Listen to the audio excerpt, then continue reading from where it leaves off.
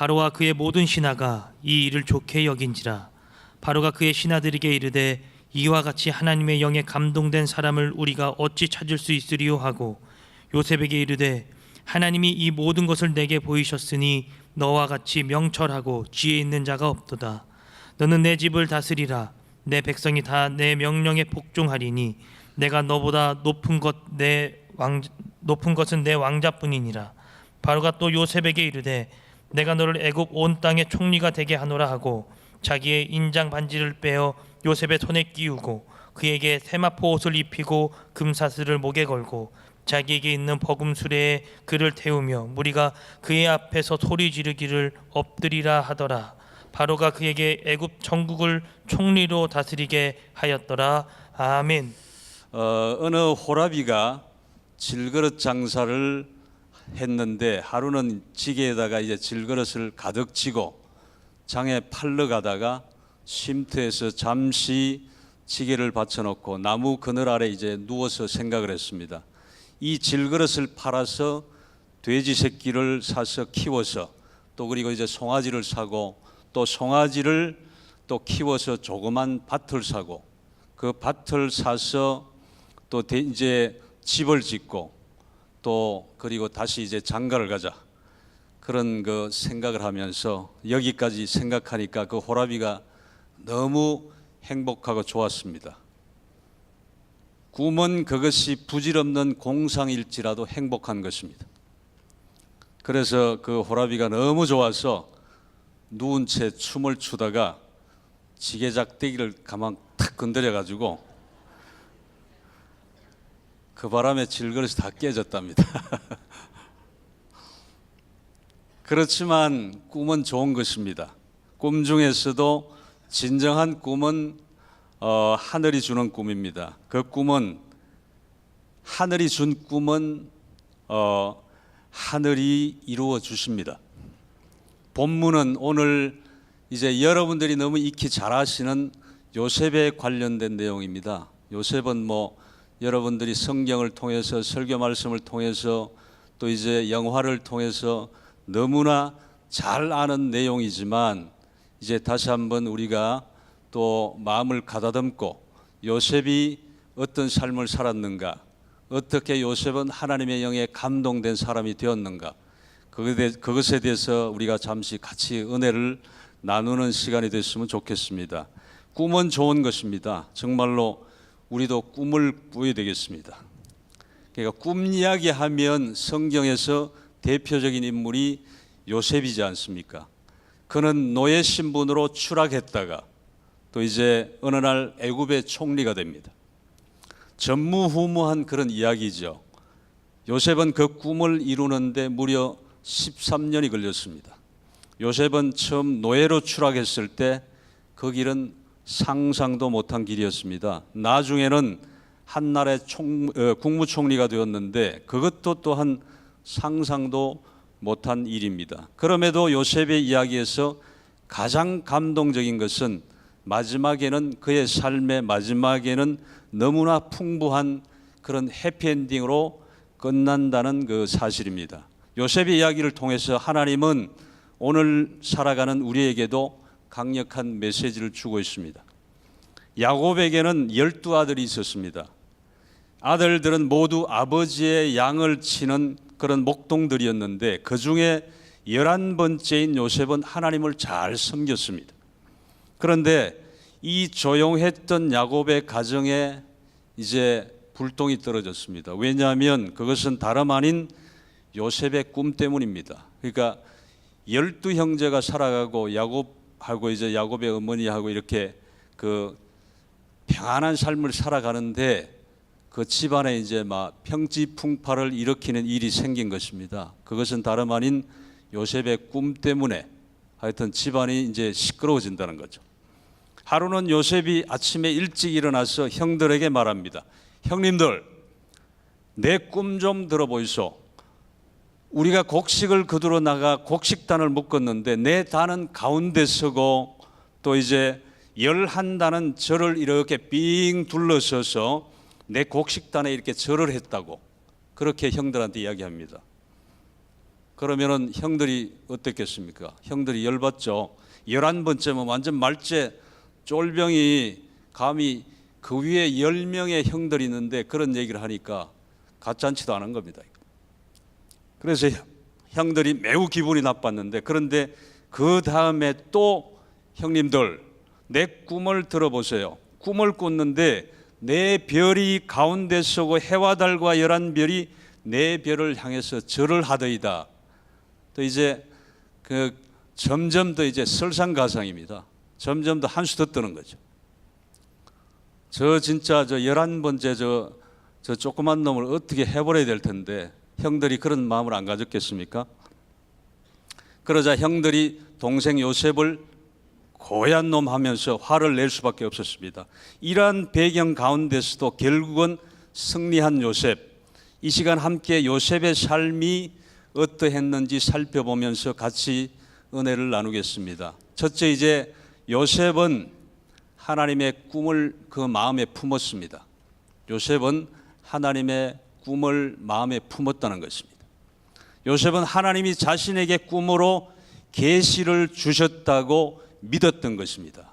그러니까 이제 우리가 꿈을 꿨을 때도 그런 길몽을 꾸거나 하나님이 주시는 그런 꿈을 꿀 때가 있습니다. 그러면 우리는 그 꿈을 믿음으로 받아야 되는 것입니다. 그냥 개꿈으로 이렇게 흘려보내버리면 그 꿈이 그냥 개꿈이 되어버리는 거예요. 그런데 요셉은 그 꿈을 꾸었을 때 그 꿈을 마음에 품었다는 거예요. 형들의 그런 이제 막 핍박에도 불구하고 하나님이 주신 꿈이다, 이거 확실하다, 내가 그 꿈을 마음에 품고 기도하면서 이렇게 핍박을 이겨내면서 나가는 것입니다. 그래서 꿈을 믿고 또 이제 형들 앞에서 고백을 한 것입니다. 성령께서 우리와 함께 역사하는 원리가 이와 같습니다. 꿈을 꾸고 믿고 말하는 것입니다. 그러니까 꿈을 꾸고 그냥 흘려보내는 것이 아니라 꿈을 꾸고 그 꿈을 믿고 말로, 입으로 선포해야 된다는 거예요. 형들한테 과감히 얘기했잖아요. 그러면 형들 입장에서는 가만히 있겠습니까? 핍박할 게 뻔한데, 그럼에도 불구하고 요셉은 마음에 품고 그것을 과감히 형들 앞에 이야기했다는 거예요. 창세기 37장 6절로 7절의 말씀을 제가 읽겠습니다. 요셉이 그들에게 이르되 청하건대 내가 꾼 꿈을 들으시오. 우리가 밭에서 곡식단을 묶더니 내 단은 일어서고 당신들의 단은 내 단을 둘러서서 절하더이다. 그러니까 이 꾼 꿈을, 하나님이 주신 꿈을 담대히 형들에게 말로 선포했다는 것입니다. 그리고 이제 37장 9절을 또 보겠습니다. 요셉이 다시 꿈을 꾸고 그의 형들에게 말하여 이르되 내가 또 꿈을 꾼적 해와 달과 11별이 내게 절하더이다 하니라. 요셉은 이렇게 꿈을 연달아 꾼 것입니다. 주님께서 우리와 교제하실 때 꿈을 통하여, 믿음을 통하여, 입술의 고백을 통하여 우리와 교제하시는 것입니다. 마태복음 9장 27절로 30절을 보면 제가 읽겠습니다. 예수께서 거기에서 떠나가실새 두 맹인이 따라오며 소리질러 이르되 다윗의 자손이여 우리를 불쌍히 여기소서 하더니 예수께서 집에 들어가심에 맹인들이 그에게 나아오거늘 예수께서 이르시되 내가 능히 이 일 할 줄을 믿느냐? 대답하되 주여 그러하오이다 하니 이에 예수께서 그들의 눈을 만지시며 이르시되 너희 믿음대로 되라 하시니 그 눈들이 밝아진지라. 예수께서 엄히 경고하시되 삼가 아무에게도 알리지 말라 하셨으나 라고 말씀하십니다. 두 맹인이 예수님을 만났을 때 예수님이 자신들을 고칠 수 있다는 확신한 믿음을 가지고 있었습니다. 그때 예수님께서 그들에게 내 믿음대로 될지어다라고 선포하시니까 역사가 나타난 것입니다. 그러니까 주님은 우리의 믿음을 요구하시는 것입니다. 주님은 못하실 일이 없는 분이잖아요. 이 세상 천지 만물을 지으시고 죽은 자도 살리신 하나님이시기 때문에 우리가 하나님의 능력을 의심할 것은 0.0001%도 없는 것입니다. 퍼펙트, 완전하신 분인 거죠. 우리의 믿음이 부족해서 응답을 못 받는 거죠. 우리의 믿음이 부족해서 믿지 못하는 것이지요. 그렇기 때문에 우리는 하나님을 의심할 여지는 하나도 없습니다. 내 자신의 믿음을 키워가야 되는 것입니다. 그리고 민수기 14장 28절에 그들에게 이르기를 여호와의 말씀에 내 삶을 두고 맹세하노라. 너희 말이 내 귀에 들린 대로 내가 너희에게 행하리니 라고 말씀하셨습니다. 우리가 입술로 고백하면 그 고백을 따라 하나님께서 일을 하시겠다는 것입니다. 그러니까 우리의 입술의 고백에 따라서 하나님이 일하시겠다는 거예요. 그러니까 우리는 담대히 요셉이 그랬던 것처럼 세상을 두려워하지 않고 환경을 두려워하지 않고 하나님이 주신 꿈을 가지고 담대히 선포해야 된다는 거예요. 환경을 두려워하면 그 담대히 말을 못 하잖아요. 하나님이 꿈을 주셨음에도 불구하고 요셉처럼 두 맹인처럼 우리가 담대한 믿음으로 나아가면 하나님이 반드시 응답하실 줄로 믿습니다. 우리가 입술로 고백하면 그 고백을 따라 하나님께서 일을 하시겠다는 것이고, 그러므로 마음에 믿어 의에 이르고 입으로 시인하여 구원에 이른다는 말은 우리가 마음에 아주 신비에 새겨야 되는 것입니다. 마음에 믿어 의에 이르고 입으로 시인하여 구원에 이른다는 말, 그것을 우리의 마음판에 잘 박힌 목과 같이 쾅쾅 박아서 우리의 신비에 새겨야 된다는 거예요. 그래서 우리가 어떤 환경 가운데 어떤 상황 가운데서도 하나님을 신뢰하고 끝까지 가면 우리는 승리할 수 있는 것입니다. 여러분은 어릴 적에 닭장에 쪼그리고 앉아서 병아리가 알에서 깨어나오기를 기다렸던 적이 있었을 것입니다. 유정란을 암탉이 품고 있다가 21일이 되면 안에서부터 밖을 콕콕콕 찍는 소리가 납니다. 그러면 어미닭이 요리조리 살피다가 찍는 놈에게 가서 같이 이렇게 찍어줍니다. 그러면 그 병아리가 알에서 이렇게 깨어서 나오는 것입니다. 유정란이었기 때문에 21일이 지나자 병아리가 된 것입니다. 그러나 무정란은 21일이 지나면 썩어버리고 맙니다. 예전에 시골에서는 이렇게 닭을 이렇게 방목을 하니까 아침에 닭장문을 열어서 내놓으면 덜에 나가서 이렇게 벌레도 잡아먹고 씨앗도 주워 먹고, 그리고 장닭, 암닭이 막 다 섞여서 있으니까 자동으로 이렇게 다 이제 유정란이 되는 것이죠. 그런데 요즘은 이제 가둬서 길러니까 물론 다른 상황이지만 그렇습니다. 그래서 옛날에 저 같은 경우에도 이렇게 추억을 해보면 무정란, 유정란이 구분이 없었어요. 그때는 다 이렇게 막 방목을 했었으니까. 그렇지만 요즘은 양계를 많이 하니까 무정란이 많죠. 가둬서 길러니까. 그렇게 이제 무정란은 20일을 품어도 병아리가 되지 못하고 썩어진다는 것이죠. 사람도 마찬가지입니다. 겉으로 보기에 다 같은 사람이지만 꿈을 가슴에 품은 사람은 세월이 지나면 다릅니다. 하나님의 기적이 그에게 나타나기 때문입니다. 그러나 마음에 꿈이 없는 사람은 허망하여 모든 것을 포기하고 마는 것입니다.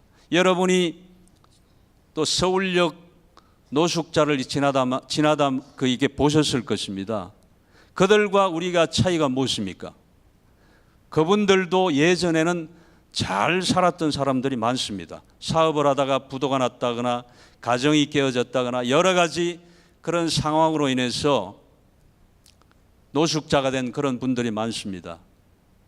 그런데 그분들의 지금 현재 상황은 우리와 차이가, 그분들은 꿈이 없습니다. 그래서 이제 재활하는 분들이 그들에게 꿈을 주고 기도해 주고 또 이제 그들을 섬기는 분들이 그렇게 회복시키는 일들을 많이 하고 있습니다. 그렇습니다. 우리가 예수 믿는 사람인 우리도 마찬가지예요.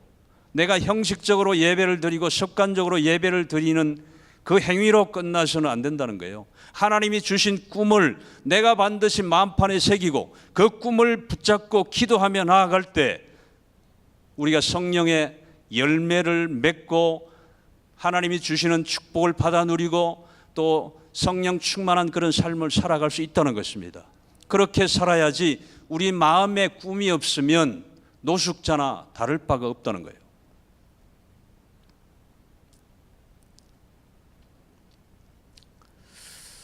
그래서 이제 우리는 정말로 그 꿈이 있는 그런 사람으로, 꿈이 없는 사람은 고난을 당하면 주저앉아 버리고 맙니다. 그러나 꿈이 있는 사람은 아무리 어려운 일을 다하더라도 결코 포기하지 않는 것입니다. 그리고 이제 요셉의 그 두 번째 삶을 보면 꿈과 함께 시작된 고난을 그는 잘 이겨냈습니다. 그러니까 그에게 이제 하나님이 두 가지 꿈을 주셨잖아요. 두 번 이제 꿈을 연달아 꾸게 해서 꿈을 주셨는데 그 꿈과 함께 시작된 고난이 시작됩니다. 그러니까 꿈을 하나님이 주셨다고 그냥 일사천리로 시온의 대로만 쫙 열리면 얼마나 좋겠습니까? 그런데 하나님이 꿈을 주셔도 그 다음에 고난과 연단이 올 수 있다는 거예요. 그렇지만 요셉은 그 고난을 잘 이겨냈습니다. 아버지 야곱은 요셉의 꿈을 기억하고 그 꿈을 같이 간직했지만 형들은 매우 기분이 나빴습니다. 하루는 아버지가 요셉에게 형들이 들에서 양을 돌보는데 음식을 가지고 가서 형들이 나눠 먹게 하고 또 형들이 잘 지내는지를 보고 오라고 했습니다. 아버지의 심부름으로 음식을 들고 기쁘게 형들이 있는 들판으로 나갔습니다. 음식을 들고 오는 요셉을 본 형들은 그를 죽여서 그 꿈이 어떻게 되는지를 보자고 말했습니다. 그러니까 꿈을 꺾어버리려고, 동생을 죽여버리려고 형들이 이렇게 그렇게 모의를 했다는 거죠. 그래서 요셉이 가까이 오자 형들이 달려가서 요셉을 잡고 옷을 벗기고 마른 우물에 던져 넣어버렸습니다. 그래서 요셉도 형제들도 꿈은 결국 꿈으로, 이제 한낱 꿈으로 끝나고 말았다고 생각할 수밖에 없게 된 것입니다. 그러나 여기서 우리가 알아야 할 것은 하나님이 주신 꿈은 고난을 통해서 시작되고 고난을 통해서 결국은 이루어진다는 것입니다.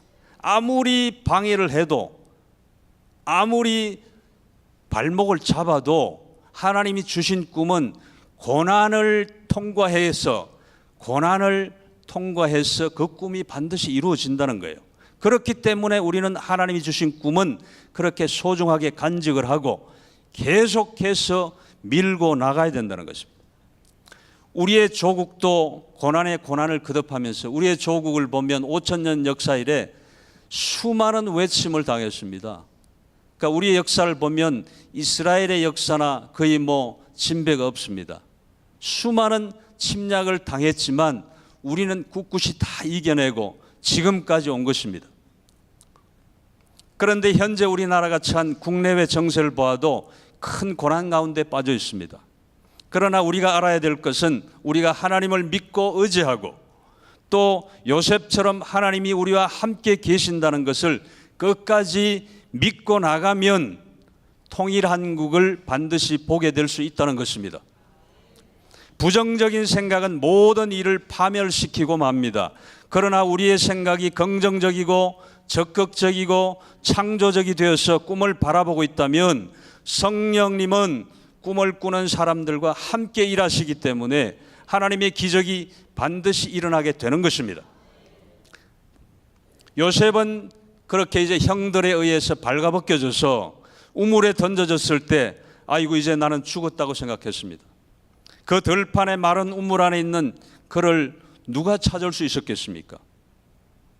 하지만 그때 마침 미디안의 장사꾼들이, 그러니까 마른 우물이라고 그래가지고 여러분들은 이제 우리가 마른 우물 깊이가 얼마 한 자나 된 이렇게 한 사람이 키 정도로 이렇게 생각하시면 안 돼요. 중동 지방에는 물이 이렇게 물을 파내려 그러면 수십 미터를 내려가야 돼요. 그 정도로 깊은 굴이에요. 그래서 마른 우물이라도 그 밑에 물이 없더라도 그 우물에 빠뜨려 놓으면 혼자 힘으로는 도저히 올라올 수 없는 거예요. 그런 상황에서도 하나님은 또 역사하시고 또 미디안의 장사꾼을 통해서 장사꾼이 그때 마침 이렇게 오게 됐어요. 그런데 형 중에 러우벤 형이 그냥 죽이는 것보다가 우리가 20냥이라도 받고 팔자. 팔아서 우리가 그 돈을 나눠 갖자. 이런 욕심으로 또 이제 동생을 이렇게 끄집어내서 장사꾼에게 이렇게 팔았던 것입니다.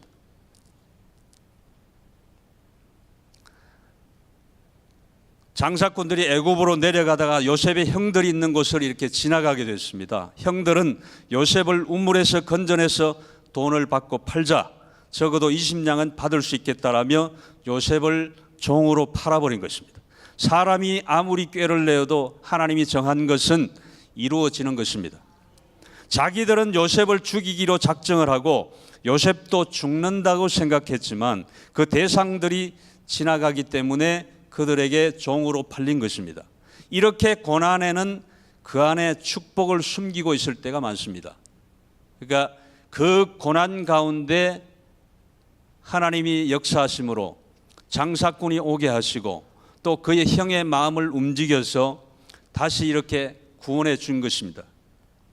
그리고 세 번째로 이제 요셉의 삶을 보면 고난 가운데 함께 하시는 하나님을 발견했습니다. 얼마나 정말 세상이 야속하고 형들이 정말 얼마나 원망스럽겠습니까? 이복 형제지만 비록 이복 형제지만 피를 나눈 형제인데 그리고 형들 먹으라고 음식을 갖다 주고 또 형들이 잘 있는가 하고 아버지 심부름을 온 그 동생을 죽이려고 마른 우물에 쳐넣어버리고 그리고 다시 끄집어내서 또 장사꾼에게 이스마엘 장사꾼에게 팔아버리고 그랬을 때 그 어린 요셉이 나이 17살에 그 얼마나 야속했겠습니까? 얼마나 처절했겠습니까? 그럼에도 불구하고 그 고난 가운데서도 하나님 함께 하시는 하나님을 요셉은 발견했다는 것입니다. 상인들에게 끌려 애굽으로 내려온 요셉은 시위대장 보디발의 집 종으로 팔려갔습니다.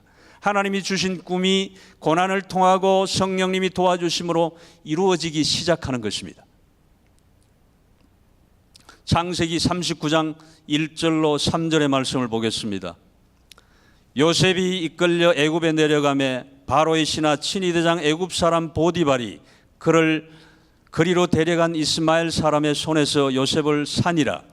여호와께서 요셉과 함께 하심으로 그가 형통한 자가 되어 그의 주인 애굽 사람의 집에 있으니 그의 주인이 여호와께서 그와 함께 하심을 보며 또 여호와께서 그의 범사에 형통하게 하심을 보았더라. 아멘. 하나님께서 요셉과 함께 하셨기 때문에 요셉이 일어나 앉는 곳마다 축복이 나타나기 시작한 것입니다. 그리고 이제 창세기 39장 4절로 5절의 말씀을 보겠습니다. 요셉이 그의 주인에게 은혜를 입어 섬김에 그가 요셉을 가정총무로 삼고 자기의 소유를 다 그의 손에 위탁하니 그가 요셉에게 자기의 집과 그의 모든 소유물을 주관하게 한 때부터 여호와께서 요셉을 위하여 그 애굽 사람의 집에 복을 내리심으로 여호와의 복이 그의 집과 밭에 있는 모든 소유에 미친지라. 아멘. 복은 사람 따라가는 것입니다. 그러니까 내가 복 있는 사람이 되면 내가 하나님의 복을 받으면 나도 복을 받고 주변 사람도 복을 받는 것입니다. 그 환경이 복을 받는 환경으로 바꿔지는 것입니다.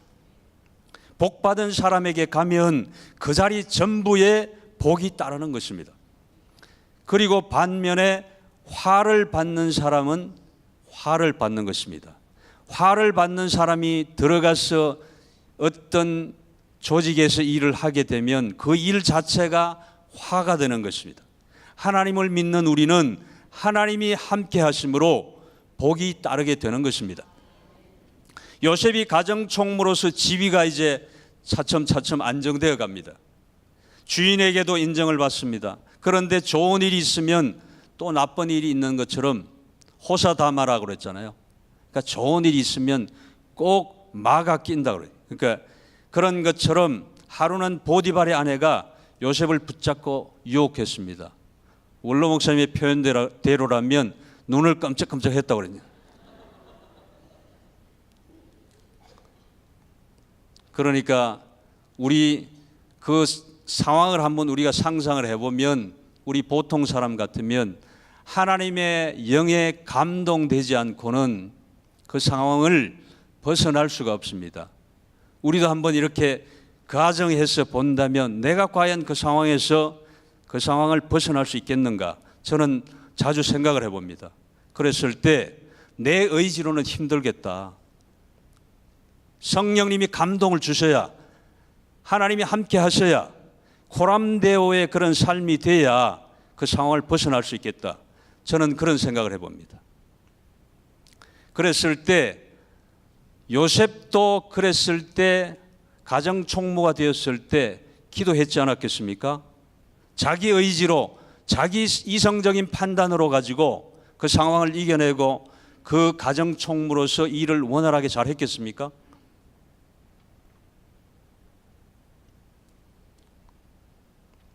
하지만 요셉은 신앙이 좋은 사람이었기 때문에 한눈을 팔지 않고 도망쳐 버렸습니다. 그러나 보디발의 아내 모함으로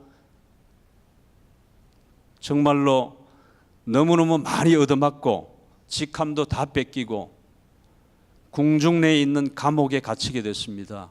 이 상황을 또 생각해 보면 얼마나 억울하겠습니까? 정말 통탄할 노릇이죠.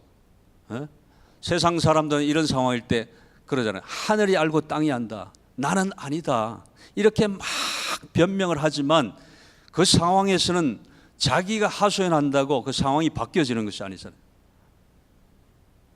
그렇기 때문에 하나님의 뜻에 맡기고 감옥으로 그냥 이렇게 순응해서 가는 것입니다. 이제 마지막으로 꿈은 고난의 수레를 타고 성취되었습니다. 그런 여러 가지 고난 가운데, 환난 가운데서도 기도하면서 요셉은 하나님의 뜻에 성령님의 감동에 의지하고 성령님의 인도하심대로 잘 따라갔더니 이제는 꿈은 고난의 수레를 타고 그의 삶이 성취되어 가기 시작합니다. 열매가 나타나는 것입니다. 그가 시위대 뜰 감옥에 갇혔다는 것은 종신형에 처한 것입니다. 그러니까 시위대 뜰의 감옥에 갇혔다는 것이 그 유기징역이 아니고 뭐 1년이나 2년이나 3년을 딱 이렇게 그 판결을 내려서 그런 그 죄수가 아니고 종신형이라는 게 종신형. 그러면 얼마나 절망했겠습니까? 그런 종신형을 받았음에도 불구하고 요셉은 그곳에서도 최선을 다했습니다. 그러니까 하나님이 함께 하시니까 하나님이 나를 반드시 구원해 주실 것이다. 내 이 억울함을 하나님이 다 해결해 주실 것이다. 그런 믿음으로 요셉은 종신형을 받았음에도 불구하고 현실은, 상황은 자기에게 유리한 것 하나도 없습니다. 누가 대변해 줄 사람 한 사람도 없습니다. 그럼에도 불구하고 요셉은 끝까지 하나님을 신뢰하고 하나님을 바라보고 갔다는 것이에요. 우리의 삶도 마찬가지입니다. 여러분 중에 억울한 일을 당한 분이 계십니까? 살다가 보면 가족으로부터, 이웃으로부터, 성도로부터 억울함을 당할 때가 있을 것입니다. 그렇지만 내가 버선발이면 뒤집어 보이겠는데 안 되잖아요, 그죠? 그렇게 요셉도 정말 절박한 이런 코너에 있을 때도 변명하지 않았습니다. 자기 변호하지 않았습니다. 끝까지 하나님이 주신 꿈을 붙잡고 그 어릴 때 주신 꿈을 붙잡고 끝까지 나아간 것이에요. 그래서 요셉은 종신형에 처했음에도 불구하고 요셉은 그곳에서도 최선을 다했습니다. 교도관을 잘 도와주었고 죄수들도 그렇게 하니까 요셉을 좋아해서 잘 따랐습니다. 그래서 시위대 뜰 감옥 안의 모든 일들이 요셉에게 다 맡겨졌습니다. 그리고 어느 날 그곳에 2명의 장관이 붙잡혀 왔습니다. 술장관과 떡장관이었습니다. 하루는 그들이 아주 낙심해 있었습니다. 이유를 물으니까 지난밤 꿈을 꿨는데 좋지 않은 꿈 같다는 것입니다. 그래서 요셉은 술장관에게 꾼 꿈을 한번 말해봐라. 그랬더니 술장관은 포도나무에서 가지 3개가 뻗어나와서 거기에 포도 열매가 주렁주렁 달렸는데 그가 포도를 따서 즙을 만들어 바로 왕에게 전해서 왕이 그 포도즙을 마셨다는 거예요. 꿈 이야기를 들은 요셉은 참 좋은 꿈이라며 3가지라는 그것은 3일을 의미하고 오늘부터 3일 후를 의미하고 포도주를 짜서 임금님에게 드렸다는 것은 당신 지위가 다시 복권된다는, 회복된다는 것이라고 그렇게 해석을 해줬습니다. 떡 장관도 이제 그러자 꿈 해몽을 부탁했습니다. 떡 장관은 떡과 여러 가지 전을 머리에다가 이렇게 이고 임금님에게 가는데 임금님이 먹기도 전에 새들이 먼저 와서 그 음식을 쪼아 먹었다고 합니다. 요셉은 떡시루 3개를 밥상에 얹어서 가는 것은 당신이 사흘 후에 바로 왕에게 불려가서 사형 선고를 받을 것이라고 해석해 줬습니다. 사흘 후 요셉이 해석한 대로 그대로 되었습니다. 요셉은 술장관에게 당신이 이제 좋은 자리에 올라가거든 나를 꼭 기억해 달라 그런 부탁을 했습니다. 술장관은 직분이 회복되었지만 요셉을 잊었고 2년 동안 요셉은 그 감옥에서 일할 수밖에 없었습니다. 그러니까 억울하잖아요. 억울한데 술장관이 그렇게 복권이 됐으면 이야기해서 빨리 이 사람을 요셉을 꺼내주면 좋을 텐데 그거는 우리의 인간의 생각이고 하나님의 계획은 억울하더라도 2년을 감옥살이해서 또 한 번 원로 목사님의 표현을 빌자면 정치대학원 2년 대학원 과정 수료한 거라고 그랬다. 그러니까 그 시간이 필요했던 거예요. 그래서 하나님은 억울하지만 2년 동안 감옥에서 정치범들이 들어오는 데이기 때문에 정치를 배우고 그 사람들의 삶을 배우고 서로게 교제하면서 인맥도 만들고 여러 가지를 함으로써 장차 애굽의 국무총리로서 하나님이 훈련을 시키는 것입니다. 그런데 나라에 이제 큰 고민이 생겼습니다. 바로의 꿈 때문이었습니다. 나라 모든 점쟁이들을 불러도 바로의 꿈을 해석하지 못했습니다. 꿈에서 바로는 나일 강가를 산책합니다. 거기서 7마리의 살찐암소가 올라와서 풀을 뜯어먹고 바로 뒤에 아주 야위어서 뼈만 남은 암소 7마리가 올라와 살찐암소를 다 잡아먹어버린 것입니다. 그래서 잠에서 바로 왕이 깨어서 또 잠이 들었는데 곡식단 가지가 하나 있는데 거기에 7가지가 생겨나고 알곡이 되어 참 보기 좋게 살찐 알곡이 열렸습니다. 그 뒤에 7개의 가지를 가진 곡식단에 죽정이만 있는 곡식이 이 좋은 곡식단을 다 먹어버리고 그 다음에도 여전히 죽정이만 있는 것이었습니다. 바로가 잠에서 깨어나서 기분이 몹시 안 좋아서 꿈 해석을 온 국민을 동원해서 물어봐도 해석할 사람이 도무지 나타나지 않습니다. 그때 술장관이 왕에게 요셉이라는 히브리 종이 제 꿈을 해석해 주었습니다. 그 해석해 준 대로 그대로 저가 복권되었습니다. 이렇게 말하자 왕이 이제 그를 데리고 오라고 명령했습니다. 요셉이 왕에게 꿈을 해석해 줬습니다. 앞으로 7년간 애굽에 큰 풍년이 다가올 것입니다. 그 다음 7년 동안 큰 흉년이 와서 그 풍년은 흔적 없이 다 사라질 것입니다. 그와 같은 메시지를 2번 꾼 것은 같은 메시지를 이제 2번 꾼 것은 하나님께서 반드시 이루시겠다는 것입니다. 앞으로 7년 동안 굉장히 풍년이 들 때에 왕께서 창고를 지어서 곡식의 5분의 1을 거두어서 저축을 하십시오. 저장하라는 것이죠. 비축하라는 것입니다. 그래서 이 풍년이 지나고 흉년이 다가왔을 때 그 양식을 주변국에다 팔면 큰 부자가 될 수 있습니다. 네가 그걸 어떻게 하느냐? 그렇게 바로가 묻자 요셉은 내가 아는 것이 아니고 하나님이 내게 지혜를 주신 것입니다. 그렇게 대답했습니다.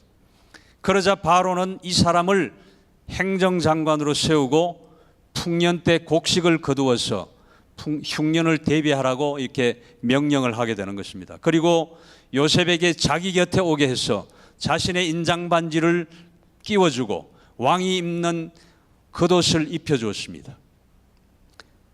팔자가 순식간에 이렇게 180도로 달라진 것입니다. 정치범 수용소에 죄수로 감옥에 2년 동안 감옥살이 한 사람이 졸지에 국무총리가 된 것입니다. 하나님께서 그에게 준 꿈이 그 파란만장한 고난을 통해서 다시 은혜가 된 것입니다. 시편 34편 19절은 의인은 고난이 많으나 여호와께서 그의 모든 고난에서 건지시는도다. 그렇게 시인은 찬송하고 또 그리고 이제 91편 14절로 15절에는 하나님이 이르시되 그가 나를 사랑한 적 내가 그를 건지리라. 그가 내 이름을 안 적 내가 그를 높이리라. 그렇습니다. 우리는 아무리 인생에 고난이 있어도 환난이 와도 요셉처럼 정말 하나님이 주신 꿈을 내가 소멸하지 않고 끝까지 믿고 기도하고 나아가면 반드시 요셉처럼 인생 역전을 할 수 있다는 것입니다. 하나님이 같이 하시면 어느 곳에도 가둘 수가 없습니다.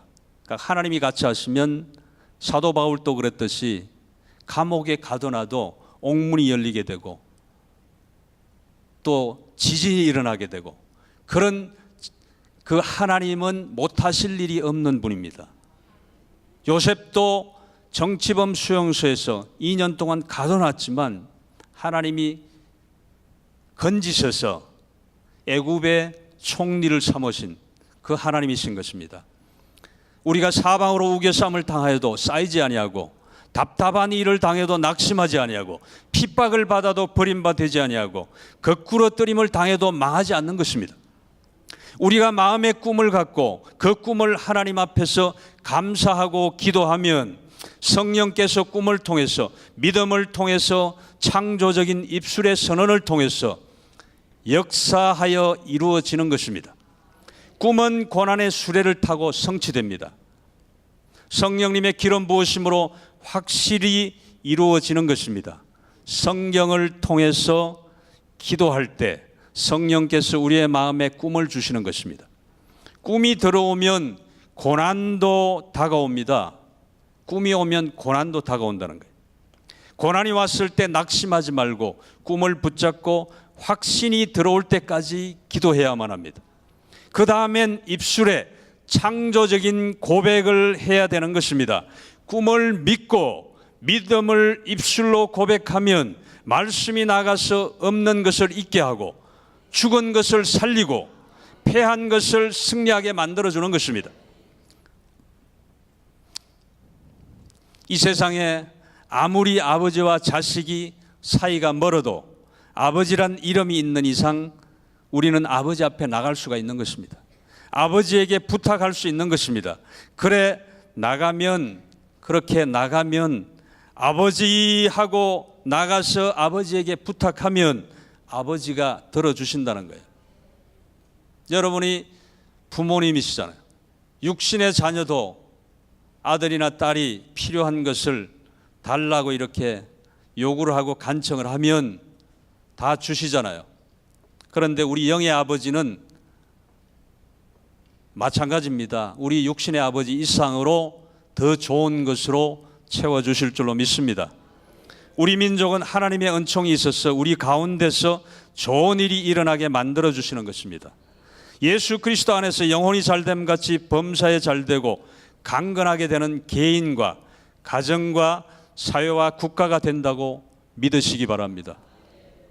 그리고 입술로 부정적인 말을 하지 말고 긍정적인 말을 하십시오. 그리고 아버지에게 나가서 담대하게 아버지께 우리 삶에 좋은 일이 일어나게 해달라고, 또한 우리가 하나님의 영에 감동된 사람으로 살게 해달라고 간구하십시오. 그러면 하나님께서 우리들을 위해서 반드시 역사하실 것입니다. 좋은 일이 일어날 것입니다. 그런 역사가 여러분의 삶에 확실히 나타나시기를 주님의 이름으로 간절히 축원합니다.